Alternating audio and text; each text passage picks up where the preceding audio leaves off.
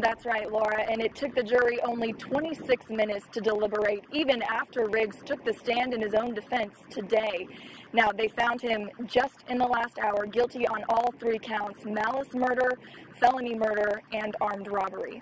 Now, we heard yesterday Glenn Riggs tell his own side of the story through an interview tape with investigators, but today we heard from himself when he got up on the stand, and he told a very different story than what we heard yesterday on why he killed Dr. Charles Mann.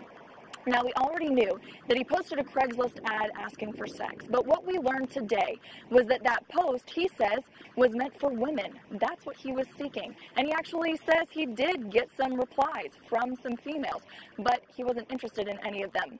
And when he got the response from Dr. Mann, he replied to his post under a different name, he says, and at that point he didn't know what he looked like or even that he was a doctor. In fact, he said he only replied to the doctor's message because it was getting annoying, and that's when he planned to rob him instead. But he also says when the doctor showed up that night, he tried to tell him to leave the cash, the laptop, and the beer he told him to bring, but according to Riggs, the doctor refused and instead started undressing. At that point, Riggs says he became afraid. He began undressing, and he approached me and began rubbing on me. I slapped his hands off of me, and I told him to leave me alone. I'm not homosexual. And he said, "We're going to do this whether you like it or not." I thought he was going to rape me. You know he was going to rape you, but you invited him there under the pretense of sex. Right? No, I invited him there under the pretense of robbing me. Riggs says that's why he ended up choking the doctor and then bashing his head with a 25-pound weight. Now, the state didn't buy it. They pointed to the Facebook message he sent to his best friend and the interview with investigators, reminding the jury that he didn't tell either of them that story or that he was afraid.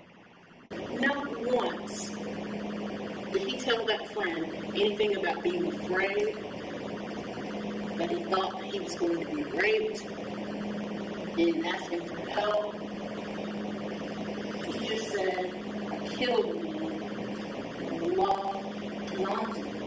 When Mr. Riggs said no, he didn't leave, expecting to have sex with you.